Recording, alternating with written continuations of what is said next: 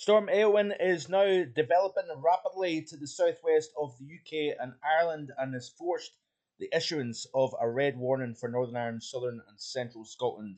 Thanks for clicking on to the Thursday edition of Vogan's European Outlook. Hope everybody is safe and well. It is the relative calm before the storm. I say relative because we've got the wind, rain, and some snow to deal with through the course of later this evening, and that is going to clear to the east. And you can see off this latest visible satellite image, you can see the system now starting to develop that classic curl, that hook within the clouds. If we look at some information from Paul Blight, showing the latest animation of Irma's imagery, cross section of the jet and jet core to explain where Storm Eowyn is and how it's moving into the large diverging field of the jet stream. Explosive deepening occurs here as the very fast 220 knot winds moving rushes out of the jet core. So what we've got here is a situation that has been highlighted for quite some time here in the channel. Even back about 10 to 14 days ago, I said with this overall setup, Arctic air drilling south over North America, we've got the phase 3 of the MJO. The last 3 rotations of phase 3 has produced a named storm within the UK and Ireland facility. We've got the same ingredients coming together, and there is a bit of a 2013-2014 kind of esque look to the whole hemispheric pattern, really, when you actually take everything into account. The MJO, the what's going on within the cross polar connection between Siberia and North America, the type of polar vortex stretching that we've got at the moment, and the incredible contrast in Irma's over the North Atlantic. But in today's video, I want to look at the storm details itself, but I also want to provide some context. How deep is this center going to be in comparison to recent history? So we've obviously got the red warning in place. Let's get to those details first. Off the Met Office Twitter feed, red warning issued for Central Scotland to be in effect for tomorrow 10 a.m. through 1700 or 5 p.m. And you can see that this red warning stretches from the southwest of the country up the Ayrshire coast into the Glasgow area across to Edinburgh, and essentially encompassing the Central Belt and much of South Lanarkshire, the Northern Borders region, the Ayrshire, Dumfries and Galloway. That is where we've got a red warning issued here, expecting to see widespread gusts in this area, 80 to 90 miles per hour, up to 100 miles per hour on exposed coasts. But it's not the only area that has a red warning. We've also got that in place for Northern Ireland as well. If we look at this here tweet for Northern Ireland, it's in effect from 7 o'clock tomorrow morning through 2 p.m. tomorrow afternoon for the whole of Northern Ireland. Again, winds widely expected to be 80 to 90 miles per hour, up to 100 in exposed coasts. Now, if we look at the latest information of the Met Office model here, we will look at the wind gusts first. So this is raw model data of the model itself, and you can see here that as we play through the course of this evening, we've got those winds associated with that frontal system moving through, and then as we move into the early hours of tomorrow morning, that's when the strongest winds. We've got a red warning issued, by the way, right the way across the Republic of Ireland, I believe.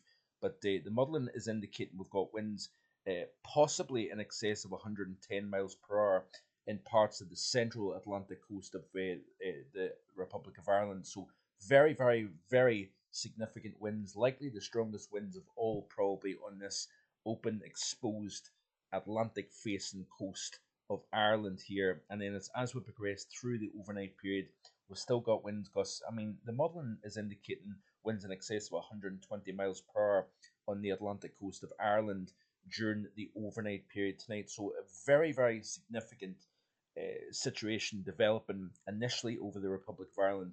Then those powerful winds transfer east across the Republic into Northern Ireland as well. 80, 90 mile per hour winds expected. And then we've also got that now starting to show up over parts of the Isle of Man, northwestern England, but especially across that southwest region of Scotland, up into the Glasgow area as well. 80, 90 mile per hour winds funneling up the Clyde Valley, as can be seen here.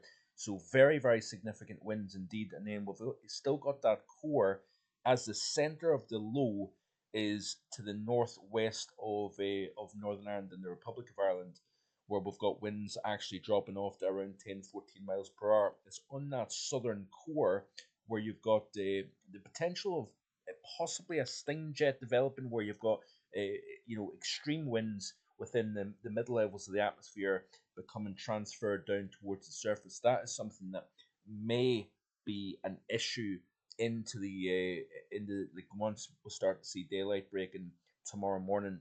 Exceptionally strong winds blowing into parts of Donegal and the western side of Northern Ireland here, and then as we progress through the course of the morning, that core of what appears to be 100 mile per hour wind, that core of strongest winds, then crosses over the far north of the Republic of Ireland, Northern Ireland, and right the way through the central belt. And this is the reason why there's a red warning in place right the way across the central belt, because we're expecting winds 75, 85, and possibly in excess of 90 miles per hour, funneling through that gap between the southern highlands and the southern uplands here. We've got this little natural gap within the central region of Scotland here, and those powerful winds could funnel all the way across towards the Forth Valley, for example.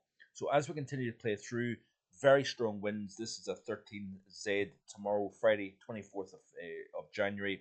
We've got now the winds easing, still very strong winds, still gale or severe gale force winds across the Republic of Ireland and southern Northern Ireland, but it's actually across the far north of both Republic and north of Ireland, and then through the central belt of Scotland.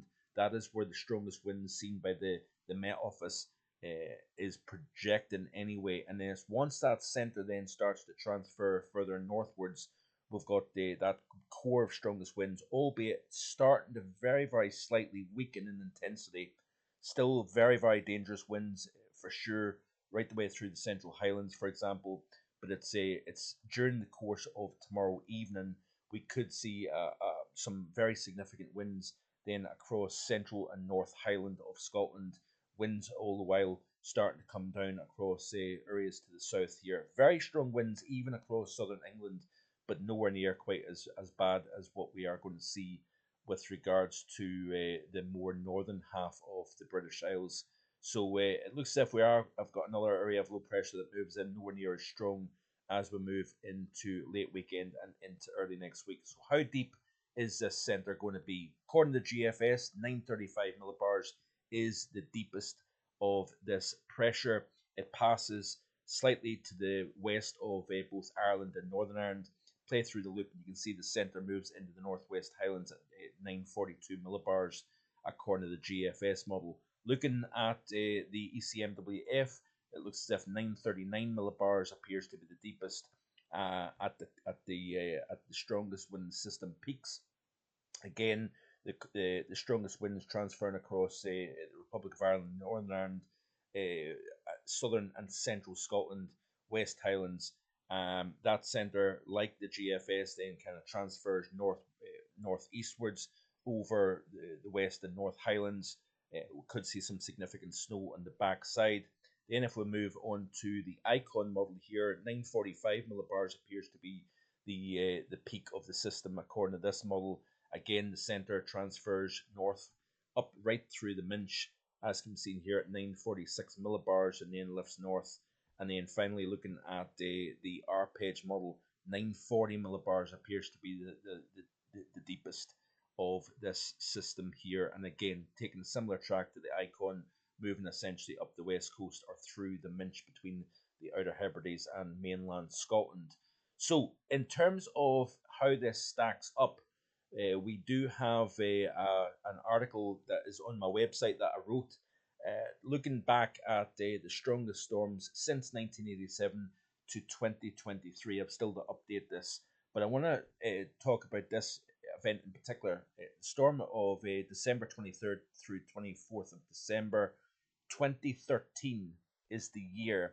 That is when we've seen the deepest low pressure system at any sea level site or on land at 936 millibars in Stornoway in December 2013. That is the lowest pressure anywhere within the UK since 1886, or 127 years. That was when the article was written. So this is the benchmark in terms of the UK for recent times. You have to go back to 1886 for a lower pressure on a land-based site, um, since that storm, just before Christmas 2013. So that particular system actually generated a wind gust of 113 miles per hour in Stornoway, ties a record for strongest wind ever recorded at that site. It ties with 1962 to be exact. But we do have plenty of deep areas of low pressure. The early 2010s we had a period during the 90s. A couple it comes seems to come in batches, these kind of particularly windy winters. And what's interesting about this particular winter is the fact that it has been quite up and down. We've seen some significant cold, we've seen mild spells, we've seen stormy spells as well. And it looks as if with all the ingredients coming together, we have got the potential of the deepest low since at least 2013. What will be interesting is if we can beat 939 millibars somewhere within the UK, but over the next 24 hours, it would be the deepest low for anywhere in the UK since the 1800s. So the UK is essentially the UK's lowest pressure ever recorded was let me just see here, 26th of January 1884, Octatar in Perthshire, Scotland, when the pressure dropped to 925.6 millibars or hectopascals. So that is the record for the UK, 925.6, recorded back in 1884 and on a January 26th of that year. So yes, like I say, we've had some very, very powerful areas of low pressure even in recent years. 940s, 950s, and millibars, is not completely out of the question, and it's not overly rare for this part of the world. But nevertheless, this low that is moving in through the course of tonight and into tomorrow could be potentially record breaking. It'll be interesting to see how strong the winds are. I suspect anyway in exposed areas we will see wind gusts in excess of 100 miles an hour. But over higher ground, for example, we could see winds in excess of 150 miles per hour. That is very, very possible.